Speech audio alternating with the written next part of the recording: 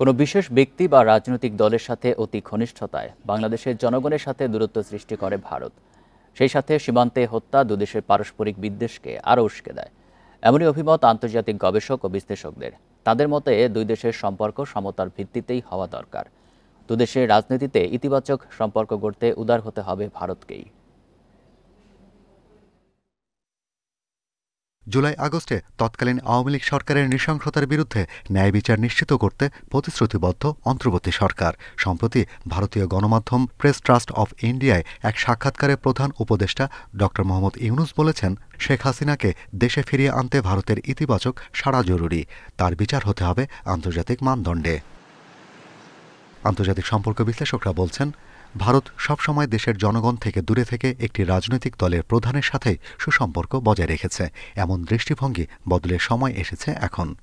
আওয়ামী লীগ বনাম সাথে বিজেপির একটা সম্পর্ক, এটা নয়।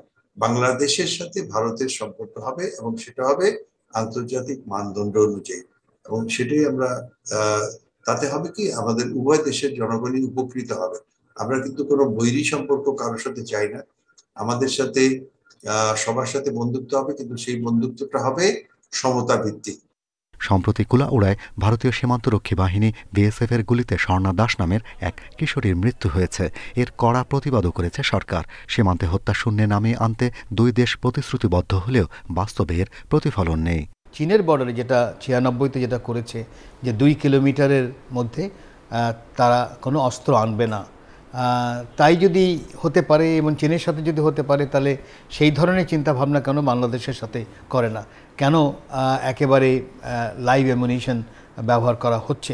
এখানে যদি পরিবর্তন না আসে তাহলে তো সম্পর্ক খারাপের দিকেই যাবে। তো এই ধরনের আন্তর্জাতিক সম্পর্ক বিশ্লেষকরা আরও বলছেন, দুই দেশের সুসম্পর্কের ওপরই নির্ভর করছে দক্ষিণ এশিয়ার বাণিজ্য, নিরাপত্তা ও ইন্দো প্যাসিফিক ভূ রাজনীতির ভবিষ্যৎ। Shahriar Anirban, independent news, Dhaka. ত্রিপুরার ডম্বুর বাঁধ অভিমুখে লং মার্চ থেকে 5 দফা দাবি জানিয়েছে ইনকিলাব মঞ্চ, যেগুলোর অন্যতম তিস্তা মহাপরিকল্পনা বাস্তবায়নে উদ্যোগ এবং জাতিসংঘের পানি প্রবাহ কনভেনশনে অনুস্বাক্ষর করা। ঢাকা থেকে শুরু হওয়া পদযাত্রাটি কুমিল্লার রাজগঞ্জে শেষ হয়। আন্তঃসীমান্ত নদীতে আন্তর্জাতিক আইন লঙ্ঘন করে বাঁধ নির্মাণ করছে ভারত, এমন অভিযোগ তুলে ত্রিপুরার ডম্বুর বাঁধ অভিমুখী লং মার্চ করেছে ইনকিলাব মঞ্চ। শুক্রবার সকালে রাজধানী শাহবাগ থেকে শুরু হয় এই পদযাত্রা।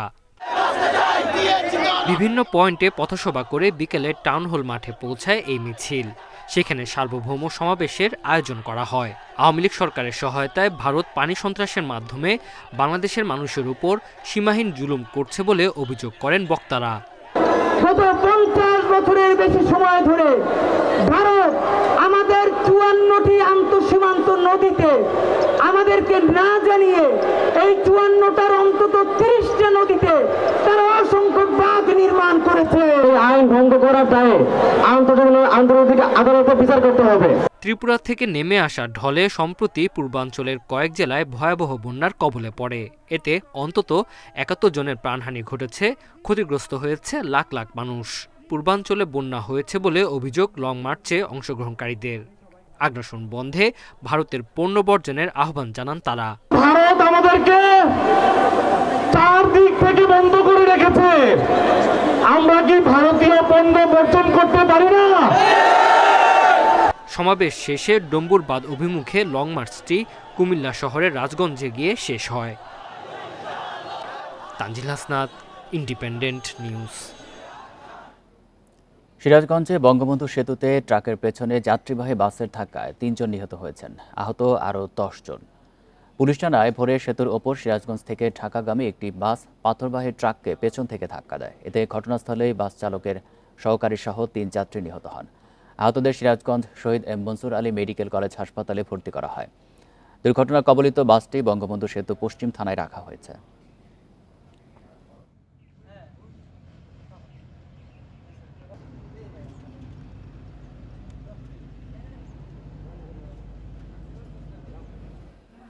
এ নিয়ে বিস্তারিত জানাতে সিরাজগঞ্জ থেকে যুক্ত হচ্ছেন সহকর্মী দিলীপ কুমার গৌর। দিলীপ, দুর্ঘটনাটি কিভাবে ঘটলো আর যারা নিহত হয়েছেন তাদের পরিচয় জানা গেছে কিনা? আমি এখন দাঁড়িয়ে আছি বঙ্গবন্ধু সেতু পশ্চিম থানা এলাকায়। আমি যদি আপনাকে বাসটি দেখাই, যে বাসটি আসলে দুর্ঘটনা কবলিত হয়েছে সিরাজগঞ্জ থেকে ঢাকাগামী ঢাকা এক্সপ্রেসের পরিবহন। এটি ভোরে এটি প্রথম টিপের গাড়ি ছিল। সোয়া 5টার দিকে যখন এই বাসটি বঙ্গবন্ধু সেতু 13 নম্বর পিলারের কাছে যায়, তখন সামনে আরেকটি পাথরবাহী ট্রাক উত্তরবঙ্গ থেকে ঢাকা যাচ্ছিল। এই বাসটি দ্রুত গতি থাকার কারণে পিছন থেকে ওই পাথরবাহী ট্রাককে ধাক্কা দেয়। এতে ঘটনাস্থলেই বাসের সহকারী সহ 2 জন যাত্রী, মোট 3 জন নিহত হয়েছে, আহত হয় 10 জন। খবর পেয়ে পুলিশ ঘটনাস্থলে গিয়ে নিহতদের মৃতদেহ উদ্ধার করে হাসপাতাল মর্গে পাঠিয়েছেন, আহতদের উদ্ধার করে হাসপাতালে চিকিৎসার জন্য পাঠিয়েছেন। এবং এখানে যে বাসটি আছে সেই বাসটি আসলে তারা উদ্ধার করে এখানে নিয়ে এসেছেন। বঙ্গবন্ধু সেতু পশ্চিম থানার অফিসার ইনচার্জ আব্দুল কাদের জিলানী বলেছেন যে এই বাসটি দুর্ঘটনা কবলিত হওয়ার পর তারা খবর পেয়ে সেখানে যায় এবং আহত নিহতদের উদ্ধার করা হয়। এখানে ডাক্তার ফয়সাল, যিনি প্রাথমিক চিকিৎসা দিচ্ছেন জরুরি বিভাগের চিকিৎসক, তিনি জানিয়েছেন যে নিহতদের মৃতদেহগুলো মর্গে রাখা হয়েছে। তবে এখন পর্যন্ত 2 জনের নাম ঠিকানা বা পরিচয় পাওয়া যায়নি। একজনের পরিচয় পাওয়া গেছে, তিনি এই বাসটির সহকারী ছিলেন, মানে হেল্পার ছিলেন।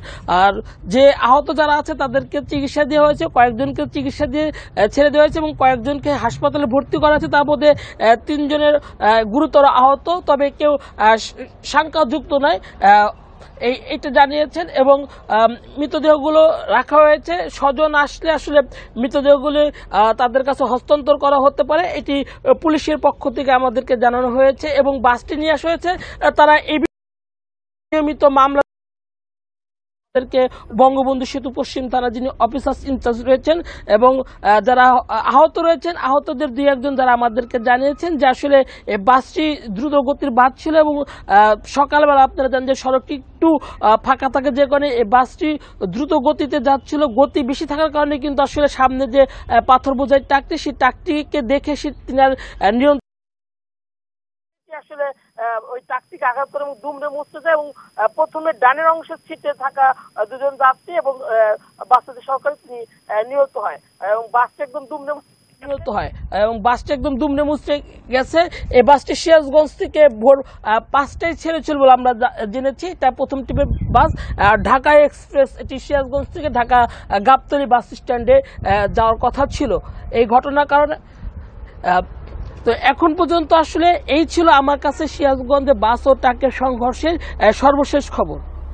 সিরাজগঞ্জ থেকে জানাচ্ছিলেন সহকর্মী দিলীপ কুমার গৌর।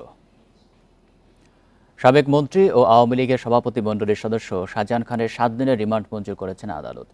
শুক্রবার দুপুরে কিশোর মোতালেব হত্যা মামলায় তাকে আদালতে তোলা হলে এই রিমান্ড মঞ্জুর হয়। এর আগে বৃহস্পতিবার রাতে রাজধানী ধানমন্ডি থেকে গ্রেফতার হন শাহজাহান খান। পুলিশ ও সেনা নিরাপত্তায় শুক্রবার বিকেলে সিএমএম আদালতে আনা হয় মোতালেব হত্যা মামলার অন্যতম আসামি সাবেক মন্ত্রী শাহজাহান খানকে। এ সময় আদালতে 10 দিনের রিমান্ড আবেদন করে পুলিশ। পরে শুনানি শেষে 7 দিনের রিমান্ড মঞ্জুর করা হয়। শুনানিতে শাহজাহান খানকে ছাত্র জনতার উপর হামলার নির্দেশদাতা ও অস্ত্র সরবরাহকারী হিসেবে উল্লেখ করা হয়। রাষ্ট্রপক্ষের আইনজীবী বলেন, ধানমন্ডিতে আওয়ামী লীগ সভাপতির কার্যালয়ে বৈঠক করে ছাত্র জনতার উপর হামলার নির্দেশ দেন শাহজাহান খান ও অন্য নেতারা।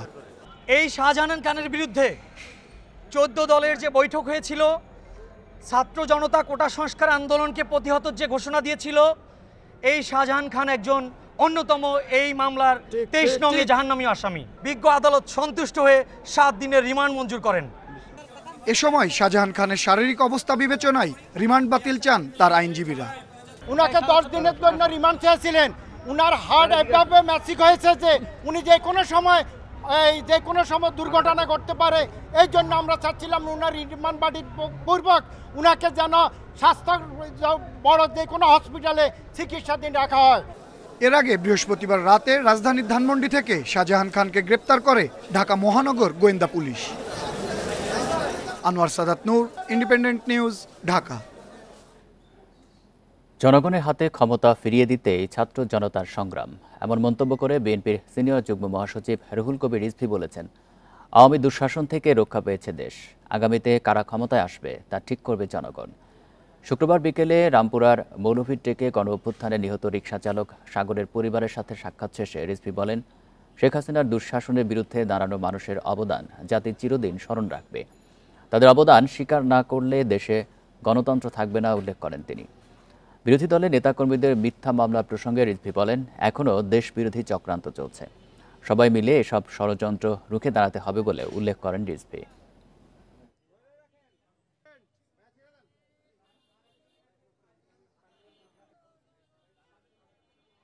মোহাম্মদ সাগররা যে রক্ত দিয়েছে, এই রক্ত হচ্ছে দেশের স্বাধীনতা রক্ষার, এই রক্ত হচ্ছে দেশের সার্বভৌমত্ব রক্ষার, তাদের রক্ত হচ্ছে গণতন্ত্র পুনরুদ্ধারের।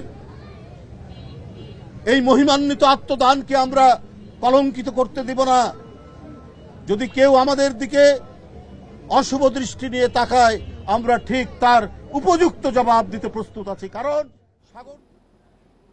নতুন বাংলাদেশ করতে জাতীয় ঐক্যের প্রয়োজন, এই মন্তব্য করেছেন বিএনপি স্থায়ী কমিটির সদস্য আমির খসরু মাহমুদ চৌধুরী। গুলশানে দলের চেয়ারপারসনের কার্যালয়ে লিয়াজোঁ কমিটির বৈঠক শেষে তিনি একথা বলেন। শুক্রবার বিকেলে গণফোরাম সহ কয়েকটি রাজনৈতিক দলের সঙ্গে বৈঠক করে বিএনপির লিয়াজোঁ কমিটি। বৈঠক শেষে গণমাধ্যমে কথা বলেন আমির খসরু মাহমুদ চৌধুরী।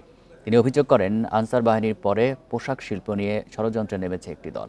বিএনপির এই নেতা বলেন, কারা এর পেছনে রয়েছে তা খুঁজে বের করতে হবে।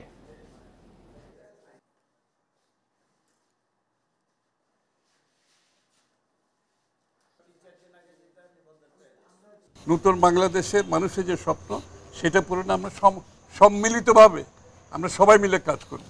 এখানে জাতীয় ঐক্যের প্রয়োজন। কোনো একটি দল এই কাজটা করতে পারবে না, একটা জাতীয় ঐক্যের মাধ্যমে এই কাজটা আমাদেরকে করতে হবে।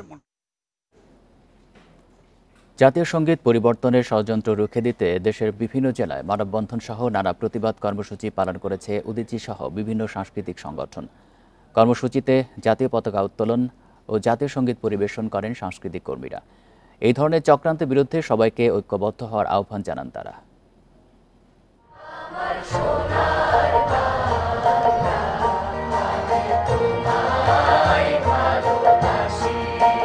জাতীয় সঙ্গীত পরিবর্তনের ষড়যন্ত্রের প্রতিবাদ হয়েছে চট্টগ্রামে।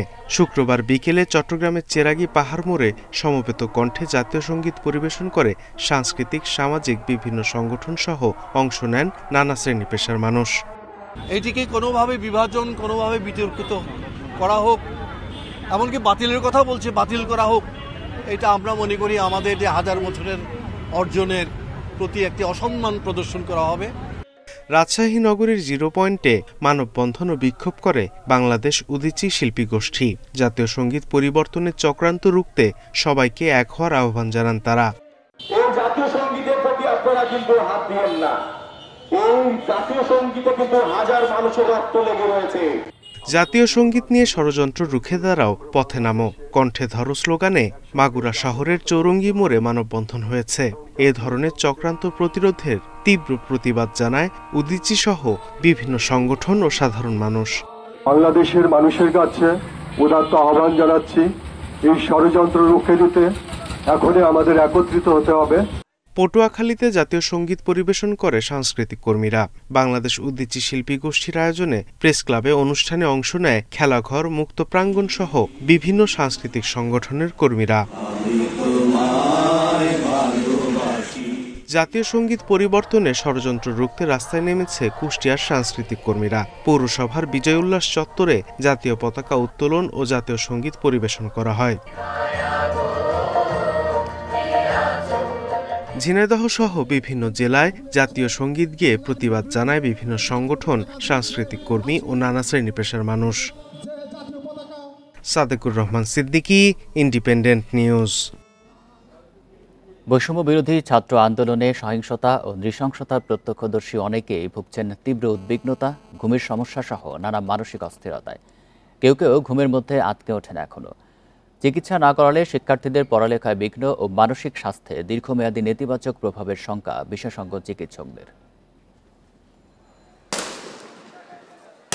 বৈষম্য বিরোধী ছাত্র আন্দোলন দমনে নির্বিচার গুলিবর্ষণ থেকে শুরু করে নানা নৃশংসতার আশ্রয় নেয় আওয়ামী লীগ সরকার। বিভীষিকাময় পরিস্থিতির শিকার হয় অসংখ্য ছাত্র জনতা। তাদেরই একজন মাদারীপুরে নাজিমুদ্দিন সরকারি কলেজের শিক্ষার্থী ফয়সাল মোল্লা। 2 সপ্তাহ ধরে ভর্তি জাতীয় মানসিক স্বাস্থ্য ইনস্টিটিউটে। আন্দোলনে চোখের সামনেই দেখেছেন 2 বন্ধুর মৃত্যু। করে যেগুলো আন্দোলন করছে হ্যাঁ ডাকে, ঘুমের চোখেও ডাকে, এমনি ও ডাকে, ওই যা আহে ওই যা আইছে, আমার লগে দেখা করে নাই, এভাবে ডাকাটা কি করে। বেশি একটা প্রেসার পড়তো বেশি, আর কিছু না করতো আর কি, আমার কিলাইতে যেত আর আম্মুরে কিলাইতে যেত। ফয়সালের মতোই অস্থিরতা সহ মানসিক অবসাদে ভোগা কয়েকজন চিকিৎসা নিচ্ছেন বেসরকারি ক্লিনিকে। তাদের মধ্যে রয়েছে শিক্ষার্থী, আইনজীবী, চিকিৎসক। বুলেট লেগে সে আমাদের চোখের সামনেই মারা যায়, তো তাদেরকে টানাটানে অক্সিজেন নাই, এই নাই সেই নাই, তো এইগুলো নিয়ে আমার মধ্যে একটা ইমাজিনেশন তৈরি হয়, যে ভিজুয়ালাইজেশন তৈরি হয় মাঝে মধ্যে, যে এরকম হইতেছে, তারপরে ওখানে তো আমিও থাকতে পারতাম। তো এই ধরনের চিন্তা ভাবনা করে আমি যখন ঘুমাইতে যাই তখন আসলে আমার অনেক প্রবলেম হয়, অনেক কিছু চিন্তা করি, অনেক কিছু যে উল্টাপাল্টা চিন্তা ভাবনা করতে থাকি, আমি তো ওখানে থাকতে পারতাম বা আমারও তো একটা বড় কিছু হতে পারতো। চিকিৎসকরা বলছেন, যারা কাছ থেকে নৃশংসতা দেখেছেন তারা তীব্র মানসিক চাপে ভুগছেন। দ্রুত চিকিৎসা না করলে দেখা দিতে পারে দীর্ঘমেয়াদী বিপর্যয়। হ্যালুসিনেটরি একটা বিহেভিয়ার, অর্থাৎ এই বুঝি একটা কিছু হবে, এই বুঝি আমি কোনো একটা বিপদে পড়তে যাচ্ছি। যদি তাদেরকে চিকিৎসা পৌঁছতে ব্যর্থ হই তাহলে তাদের খুবই সম্ভাবনা আছে তাদের মাঝে বিশেষ করে মানসিক বৈকল্য তৈরি হবে, বিশেষ করে শিশুদের মাঝে এবং কিশোরদের মাঝে হবেই। তাদের পড়ালেখায় তারা ড্রপ আউট হয়ে যেতে পারে। বড় যারা বয়স্ক যারা, তাদের মাঝে হতাশা এবং বিষণ্ণতা চলে আসার খুবই সম্ভাবনা আছে। শুধু প্রত্যক্ষদর্শী নয়, যারা টেলিভিশন বা সামাজিক যোগাযোগ মাধ্যমে নৃশংসতার ভিডিও দেখেছেন তাদের মনেও নেতিবাচক প্রভাব পড়েছে। Buddhadeb Kundu, independent news, Dhaka. রাজধানী আদাবরে বারে রেইড দিতে গিয়ে গুরুতর আহত 3 শিক্ষার্থী। অভিযোগ, লাইসেন্স দেখতে চাইলে তাদের ওপর ধারালো অস্ত্রে হামলা চালানো হয়েছে। গতরাতে এই ঘটনায় থানায় মামলা হয়েছে। বারটিতে অনৈতিক কর্মকাণ্ডের তথ্যে রেইড দেওয়ার আগে পুলিশের সাহায্য চেয়েও পাননি বলে দাবি করেন শিক্ষার্থীরা। তাদের অভিযোগ, সেখানে গিয়ে লাইসেন্স দেখতে চাইলে তাদের উপর চড়াও হয় একটি সংঘবদ্ধ দল। এতে আহত হন লিওন, তন্ময় ও ইমরান নামের 3 ছাত্র।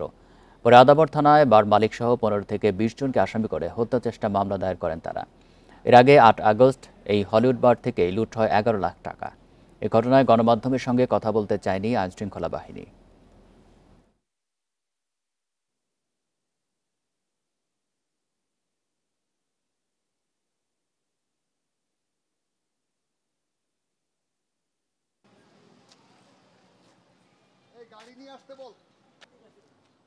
যে হলিউড বারটা আছে সলুর, তো ওইখানে শুনছি যে অস্ত্র আছে নাকি, এই কারণে আমরা রেড দিতে গেছি। আমরা দারোয়ানের সাথে কথা বলে গেট খুলছি, আর উপর থেকে কতগুলা নেতা বলা যায় চলতে, মাস্তান টাইপের, ওরা হাতে বটি, দা, ছুরি আর অনেক কিছু বাঁশ নিয়ে আসলো। এসে আমাদের ফ্রেন্ডদের মধ্যে 2 জনকে গলা চেপে ধরছে। পুলিশে বললো যে তোমরা যাও, আমরা আসতেছি তোমাদের পিছনে। প্রধানমন্ত্রীর কার্যালয়কে ব্যবহার করে অর্থনৈতিক অঞ্চল কবজা করতে চেয়েছিলেন আলোচিত ব্যবসায়ী সাইফুল আলম মাসুদ ওরফে এস আলম। বেজা কর্মকর্তারা জানান, 4টি বেসরকারি অঞ্চল পেতে জোর তদবির চালান তিনি। শেষ পর্যন্ত অনুমোদন পান 200 একর জমি। সন্তোষজনক অগ্রগতি না থাকায় কিছু অর্থনৈতিক অঞ্চলে কার্যক্রম খতিয়ে দেখছে প্রধান উপদেষ্টার কার্যালয়। 2020 সালে চট্টগ্রামের বাঁশখালীতে 2টি বেসরকারি অর্থনৈতিক অঞ্চল করার আগ্রহ দেখায় শিল্প গ্রুপ এস আলম। সাড়া দেয়নি তৎকালীন বেজা প্রশাসন। 2 বছর পর আবারও 2টি অঞ্চল করার প্রস্তাব দেয় গ্রুপটি। বাঁশখালীর আলোকদিয়ায় 184 একর জমিতে Banshkhali S Alam economic zone 1 ও গন্ডামারায় 259 একর জমিতে Banshkhali S Alam economic zone 2 নামে প্রস্তাব আসে। সে প্রস্তাবও গ্রহণ করেনি অর্থনৈতিক অঞ্চল কর্তৃপক্ষ বেজা। কর্মকর্তাদের অভিযোগ, এস আলমের প্রস্তাব পাশ করাতে প্রধানমন্ত্রীর কার্যালয়ের কর্মকর্তারা চাপ দেন। বেজার যে ইন্টারনাল মেকানিজম প্রাইভেট ইকোনমিক জোনের লাইসেন্স দেওয়ার, সে মেকানিজমে যে শর্তগুলো পূরণ করার কথা তা তারা পূরণ করেনি। এই জন্য আমরা ওই সময়ে কোনো প্রাইভেট ইকোনমিক জোনের লাইসেন্স আমরা তাদেরকে দিইনি। কোনো চাপ আমাদের কাছে কোনো সময় কোনো পক্ষেরই এগুলো বিবেচিত হয়নি। দমে যাননি এস আলম। বেসরকারি অঞ্চল না পেয়ে সরকারি অঞ্চলে প্লটের জন্য আবেদন করেন। রপ্তানিমুখী কারখানা করার উদ্দেশ্যে 500 একর জমি চান মহেশখালী অর্থনৈতিক অঞ্চলে। এবারও প্রধানমন্ত্রীর কার্যালয়ের দ্বারস্থ হন তিনি। গত বছর 200 একর জমি অনুমোদন করে বেজা।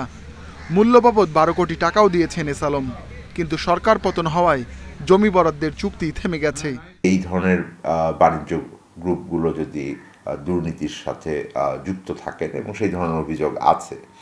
তো সেই জায়গা থেকে সরাসরি এটা হলো আইন শৃঙ্খলা বাহিনী, দুদক যারা আছেন তারা পদক্ষেপ নেবেন।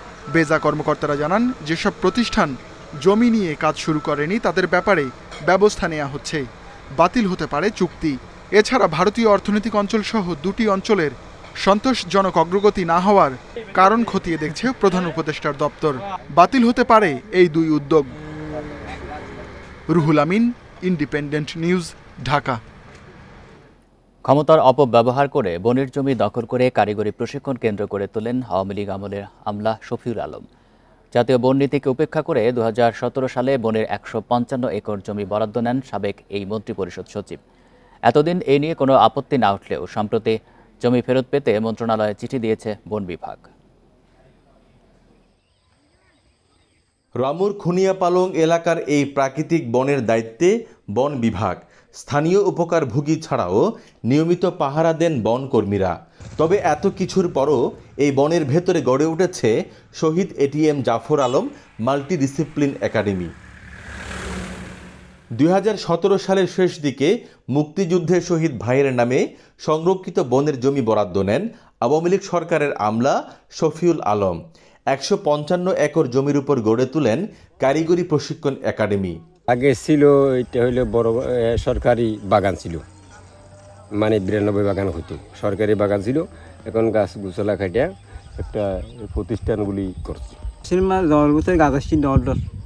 গাছ কাটি ফেলে প্রতিষ্ঠানের নামে জমি রেজিস্ট্রি হয়েছে জানিয়ে এটি বনের জমি কিনা সেই বিষয়ে কিছু না জানার দাবি সংশ্লিষ্টদের। এখানে আমাদের দীর্ঘমেয়াদী বন্দোবস্ত এবং খতিয়ান আছে আমাদের এই প্রতিষ্ঠানে। এর আগে কিছু আমরা বলতে পারবো না, আমরা সব প্রত্যেকে দেখতেছি এখানে সবকিছু এখন যেরকম আছে ওইরকম, আর কাগজপত্র তো আছেই। জমি বরাদ্দের ক্ষেত্রে আইন লঙ্ঘন হয়েছে বলছেন বন কর্মকর্তারা।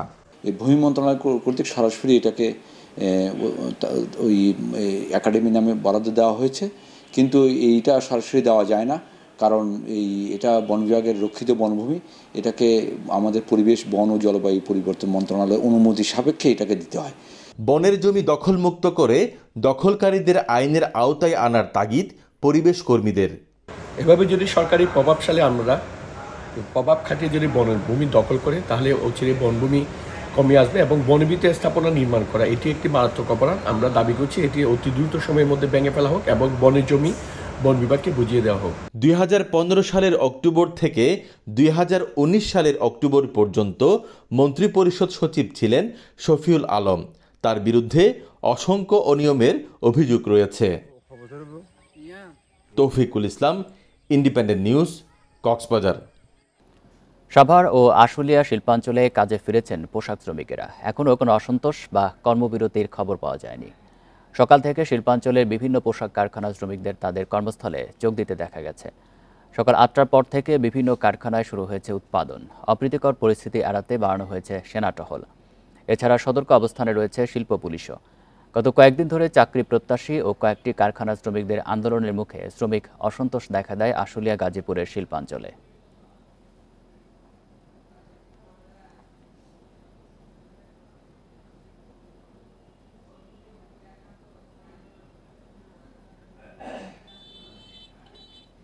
আলোচনাতে সাভার ও গাজীপুর থেকে আছেন সহকর্মীরা। শুরুতে সাভার থেকে যুক্ত হয়েছেন সহকর্মী রুবেল আহমেদ। রুবেল, সাভারের সকল কারখানায় পুরোদমে চালু হয়েছে কিনা, কোনো শ্রমিক অসন্তোষ আজকে কি আছে?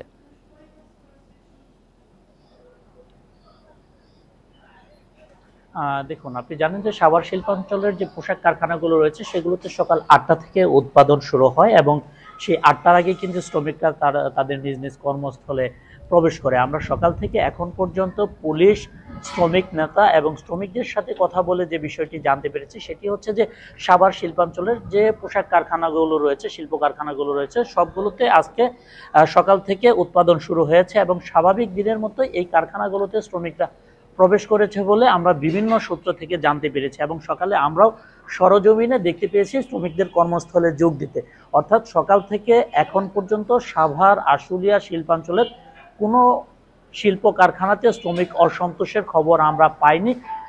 এছাড়া গত কয়েকদিন ধরে আরও একটি বিষয় নিয়ে শ্রমিক অসন্তোষ চলছিল, সেটি হচ্ছে যে এই সাভার শিল্পাঞ্চলে চাকরি প্রত্যাশীরা তাদের একটি গ্রুপ বিভিন্ন কলকারখানার সামনে গিয়ে তারা চাকরির জন্য তারা কিন্তু আন্দোলন করে যাচ্ছিলেন। আমরা কিন্তু আজকে সকাল থেকে এখন পর্যন্ত সেই চাকরি প্রত্যাশীও কাউকে এই শিল্প কারখানার সামনে দেখতে পাইনি। এবং নিরাপত্তার কথা যদি আমি একটু বলি, নিরাপত্তার জন্য কিন্তু শিল্প পুলিশ, থানা পুলিশ এবং সেনাবাহিনীর সদস্যরা তাদের টহল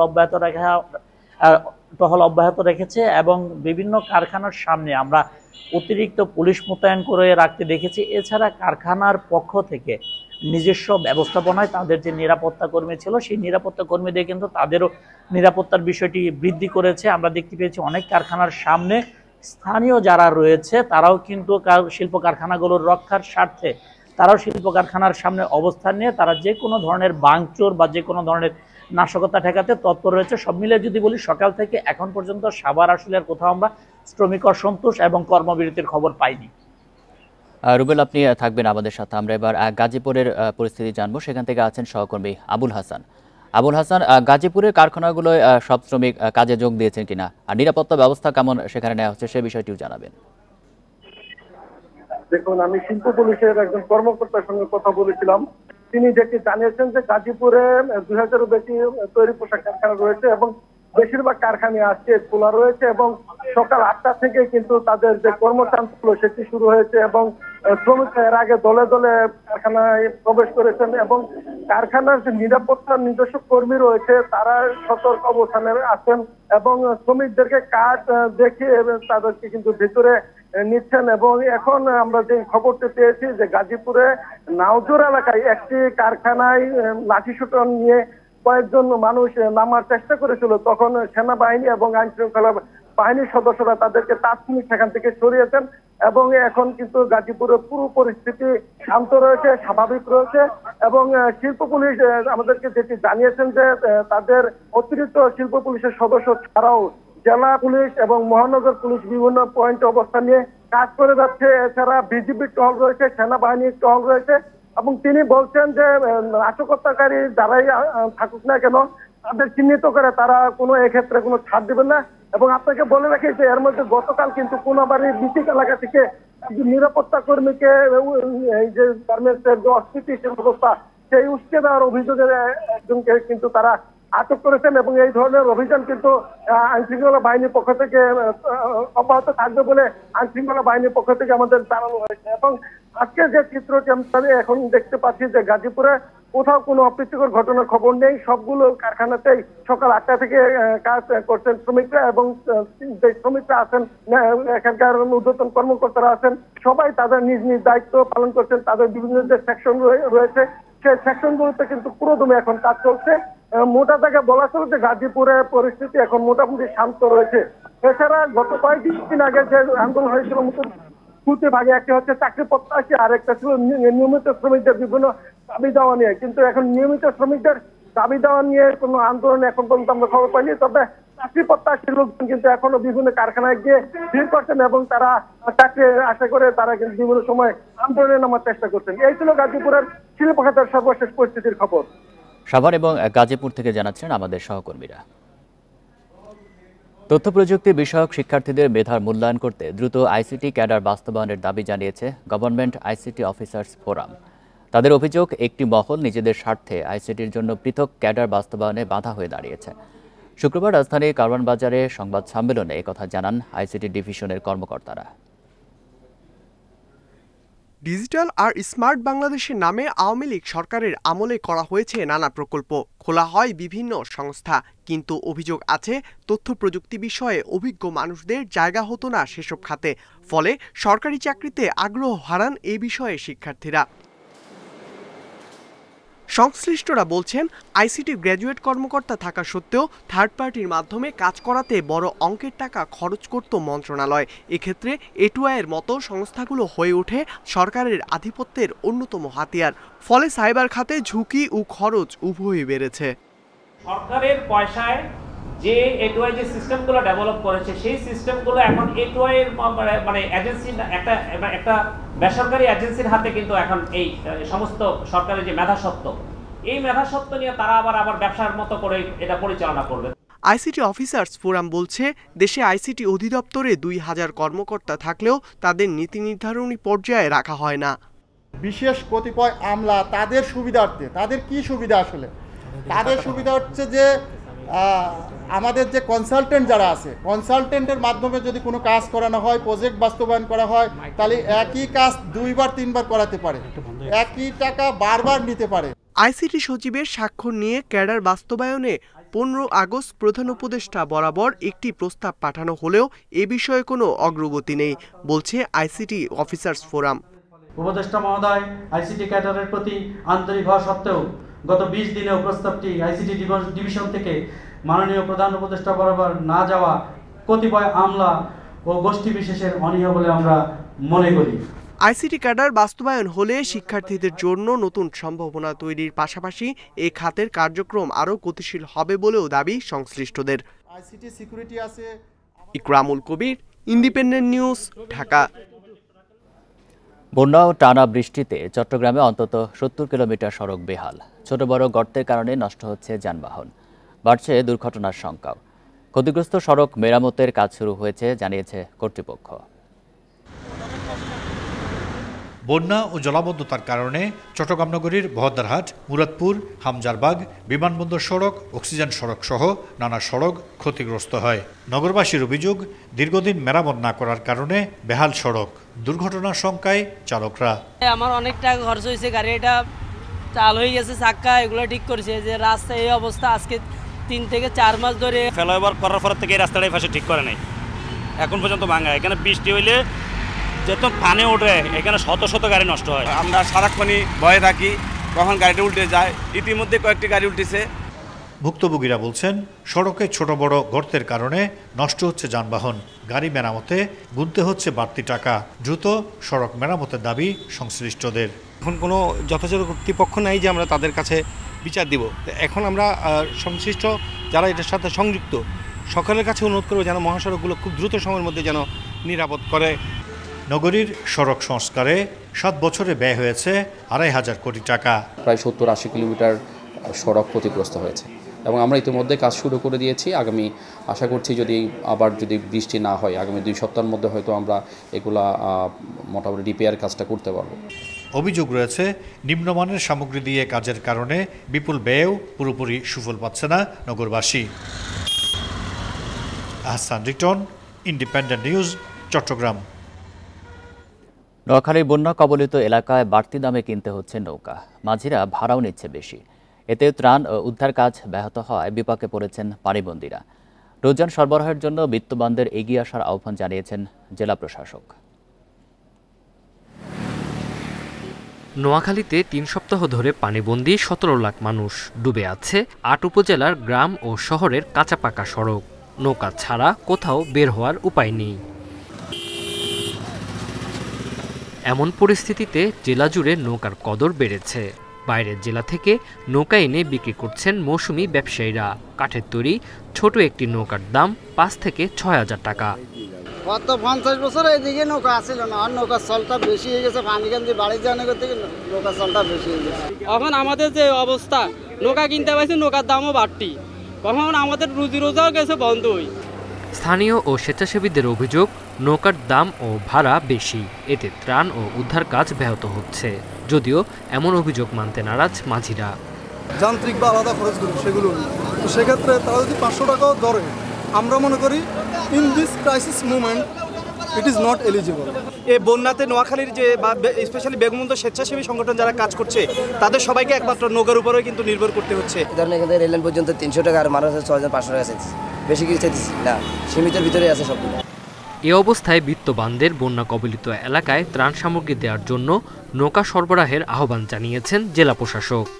অনেক এলাকায় এত বেশি পানি, নৌকা নেই। নৌকা সংগ্রহ আমরা কিছু করেছি, কিন্তু প্রথম দিকে আমাদের নৌকা ছিল না। এখন আমাদের প্রচুর নৌকা দরকার। আমাদের বিভিন্ন জায়গায় আমরা বলেছি আমরা নৌকা চেয়েছি। নৌকা যদি হয় তাহলে আমরা প্রতিটা একেবারে ডুর আমরা যেতে পারবো। জেলার 116টি আশ্রয় কেন্দ্রে প্রায় 2 লাখ মানুষ ঠাঁই নিয়েছে। Independent news. কুমিল্লায় বন্যায় ব্যাপকভাবে ক্ষতিগ্রস্ত হয়েছে শিক্ষা ব্যবস্থা। হুমকির মুখে পড়েছে অনেক শিক্ষার্থীর শিক্ষা জীবন। বই খাতা, পোশাক সহ শিক্ষা উপকরণ হারিয়ে বিপাকে পড়েছে তারা। ক্ষতিগ্রস্ত ঘরবাড়ি ও শিক্ষা প্রতিষ্ঠানও তাদের স্বাভাবিক শিক্ষা জীবনে ফেরাকে বাধাগ্রস্ত করছে। জেলায় ক্ষতিগ্রস্ত 4 শতাধিক শিক্ষা প্রতিষ্ঠান। কুমিল্লায় বন্যার পানি নেমে যাওয়ার পর আরও স্পষ্ট হয়েছে বিভিন্ন খাতে ক্ষয়ক্ষতি। এর বাইরে নেই শিক্ষা ব্যবস্থাও। 2 সপ্তাহ ঘরবাড়ি পানিতে তলিয়ে থাকায় নষ্ট হয়েছে অনেক শিক্ষার্থীর বই খাতাসহ শিক্ষা উপকরণ। শিক্ষার্থীদের বিপদ এতেই শেষ নয়। দুর্যোগের কারণে পরিবারের আয় রোজগারের পথ বন্ধ হয়ে যাওয়ায় অনেকেই শিক্ষাজীবন থেকে ঝরে পড়ার পথে। অনেকের বই খাতা কাপড় অনেকগুলো ভিজে গেছে বা নদীর স্রোতের সাথে চলে গেছে, ওখানে মনে হয় না যে স্কুলে আসার আছে তাদের।